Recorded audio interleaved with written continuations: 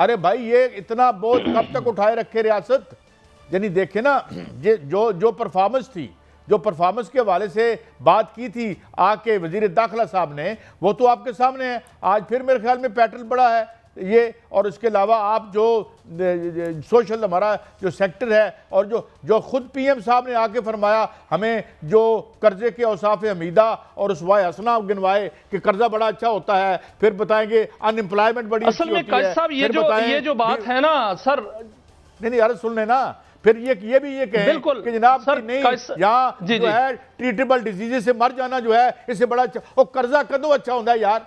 किस मुल्क का कर्जा अच्छा होता है? और खास तौर पर वो कर्जा जो कर्जा लेकर आप कर्जा अदा कर रहे हो, तो मतलब ये शायद लायबिलिटी भी थी। मे भी ये एहसास हो गया हो कि ये मलबा कर्जे में तो कमाल हासिल किया है मौजूदा हुकूमत ने। कर्जे में तो सर कमाल हासिल किया है। मेरा ख्याल 18,000 अरब रुपए का कर्जा जो है वो लिया इन्होंने। आपको पता है कितना? तो वो तो कमाल हासिल कर लिया है। लेकिन सर मसला पता क्या है? डॉलरों में बताएं ना। 67 वो बहुत एक्सेस ऑफ 67 बिलियन डॉलर हमारा बजट है। और सर 60 हमारा पूरा बजट है। 18,000 अरब से बना ना, 18,332 अरब जो बता रहे हैं, ये 67 बिलियन डॉलर है। कहाँ गए, किधर गया यार? जी। जमीन पर तो खड़े हैं। इतना ही हमने आईएमएफ से लेना है सर। 7.1 बिलियन डॉलर जो है वो हमने आईएमएफ से लेना है। 67 बिलियन।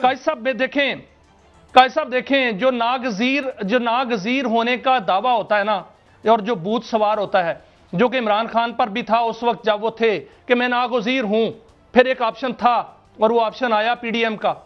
ये जो नागजीर का जो एक बूथ सवार हो जाता है ना, वो हुकूमतों को मरवाता है। अभी भी जो नागजीर का है ना कि हम नागजीर हैं, हमारा कोई मुतबादल नहीं है, और ये समझ कर जो जिस तरह तर्ज अमल जो है इख्तियार किया गया, ये अब जो है वो मुझे लगता है कि सामने आ रहा है।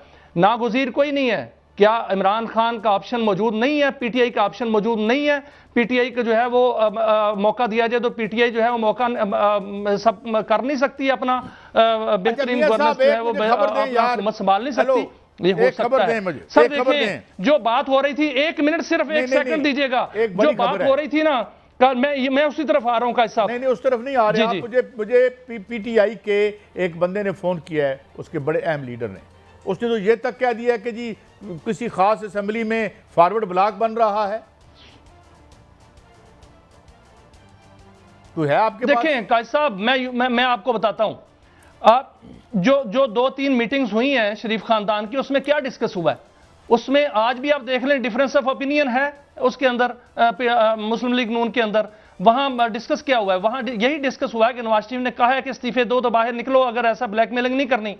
खबर तो यहां तक भी है, अब वो कहां तक दुरुस्त है उसको जो है वो अभी तस्दीक होना बाकी है कि नवाज शरीफ साहब ने जो है वो एमएनएज और बल्कि एमपीएस से भी इस्तीफे ले लिए हैं, और उनसे कहा गया है कि इस्तीफे जो है वो मुझे दे दें, जब मैं इस्तेमाल करना है इसको इस्तेमाल करेंगे। ये भी तो खबर है ना कि उनको इख्तियार दे दिया गया है नवाज शरीफ साहब को।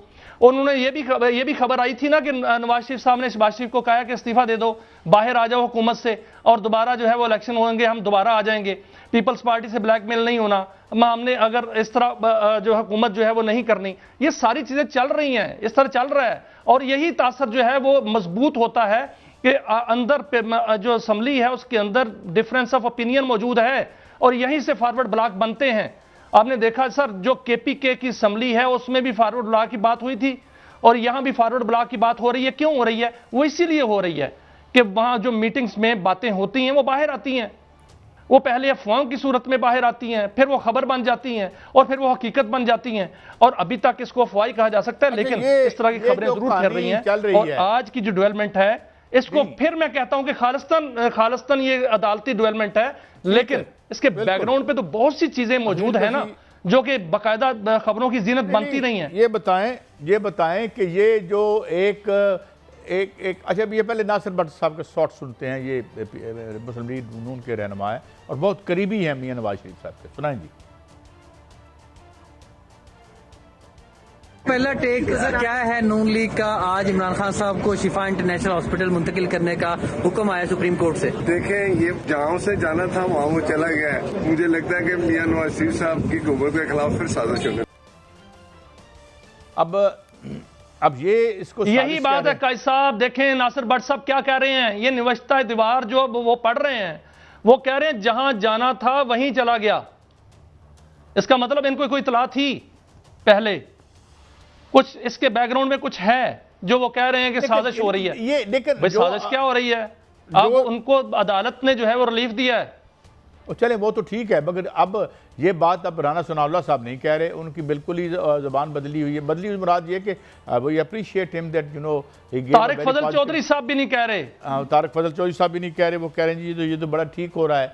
तो दूसरी बात ये है कि बाद मुलाकातों की भी देखें ना, बात ये है कि जब फ्लो ऑफ न्यूज़ ना हो तो फिर ये र्यूमर मेरी भी चलती रहती है। मगर बहरहाल it's a huge and big change and it is may be कुछ लोग जानते थे, मे बी कुछ लोग इशारे कर रहे थे इस हवाले से, मगर ये तो इशारे कब से हो रहे हैं, डील हो गई है जी, आज आए कल आए आज आए, इस पे तो कोई मेरे ख्याल में हज़ारों डॉलर कमा लिए गए वीलॉग्स में, आज आ रहे हैं जी कल आ रहे हैं, तो आए तो देखिए काजी साहब, जो इशारों की बात आप कर रहे हैं ना सर, जो इशारों की बात कर रहे हैं, यही इशारे जो हैं फिर खबर बन जाते हैं। इशारे तो अभी ये भी हो रहे हैं कि एक ड्राफ्ट फिर रहा है मार्केट के अंदर बाकायदा तौर पर सूबों का और 28वीं तरमीम का, और ये कहा जा रहा है कि मौजूदा जो सेशन है इसके अंदर भी जो है वो आ सकती है। एमकेएम ने ये कहा नहीं है सर कि हुकूमत को पता भी नहीं चलेगा, असम्बली में आ जाएगी और पास हो जाएगी। और ये बाकायदा तौर पर सोशल मीडिया पर एक ड्राफ्ट फिर रहा है, उसमें कहा जा रहा है कि 18 सूबे बनने हैं, उसमें कहा जा रहा है कि सदारती निज़ाम आएगा, उसमें यह कहा जा रहा है कि 18 सूबे और 5 जो हैं वो इंतजामी यूनिट बनेंगे, और उसमें जो है उसको एक सदर जो है वो सारा उसको होल्ड करेगा। ये किस तरह बनेंगे? 28वीं तरमीम जो है वो होगी। अगर 28वीं तरमीम वाकई हो जाती है और इसी तरह हो जाती है, इसी ड्राफ्ट को जो ड्राफ्ट मौजूद है फिर रहा है, वो असल है, गलत है, फेक है, मालूम नहीं, लेकिन एक चीज इशारों कनायों में फिर तो रही है ना सर, कोई मौजूद तो है ना चीज, जो चीजें मौजूद थी वो आज मटेरियलिस्ट हो रही है ना, वो सामने आ रही है ना। इस तरह अगर ये भी सामने आ जाता है और इसी सेशन में आ जाती है, जो कि मुस्लिम लीग नून भी तैयार नहीं है, वो कहते हैं हमें मालूम नहीं है। और आपने सर देखा था 26वीं आईनी तरमीम जब आई थी तो तारिक फजल चौधरी साहब कहते थे मुझे मालूम नहीं है, और वो आ गई। और अभी भी राना सनाउल्लाह साहब कहते हैं मुझे मालूम नहीं है, हमें तो इल्म नहीं है। तो देखें अगर वो आ गई तो फिर क्या होगा? तैयार है ना, पीटीआई तो इससे पहले तैयार है। पहले वो पंजाब में वो कह रही थी जी हम सूबे बनाते हैं, उनको सूट भी करता था। वो तो बस उन्होंने वो जो 3-3.5 साल उनको पता नहीं किन ख्वाबों में रहे वो, और वो अच्छे आदमी थे, शरीफ आदमी थे, वो जो उन्होंने सीएम लगा रखे थे। मगर यहाँ तो आपको जो है वो जाम सादिक चाहिए होते हैं ना हमारी सियासत में। आप होम्योपैथिक लीडर लगा के सियासत इस मुल्क में नहीं कर सकते। बहरहाल वो एनीवे वो तो हर, मगर सवाल अब ये है मियाँ साहब कि अब जो मैं इसको बुनियादी तौर पर मैं भी अपनी थ्योरी बता दूं आपको। थ्योरी ये है कि असल में कहानी एक है। जी जी प्लीज। वो कहानी ये है कि जो आपकी जितनी हासिलात हैं, और जो बहुत बड़ी हासिलात हैं, तुर्की और सऊदी अरब के साथ मुआहिदा, ईरान के साथ मुआहिदा, बात यह है कि मैशत स्टैंड स्टिल नहीं, रूबा जवाल है। असल जो एक थिंकिंग है वहां पे पीछे, जिनका देखें जो हमारा एक मुस्तकिल हुक्मरान तबकात होते हैं ना, और हर रियासत में होते हैं। बात यह है कि इनसे क्या हुआ, डॉर्नोमिक्स, और डॉर्नोमिक्स है ड्रोनी इकोनॉमिक्स है। तो इसलिए मेरी नज़र में मेजर फंक्शन ये है कि ये जो मैशत का डिबैकल था वो ही बनता है। तमाम फिर बाकी जवाब निकल आते हैं, एंज हो गया जी फलाने ने एंज कहते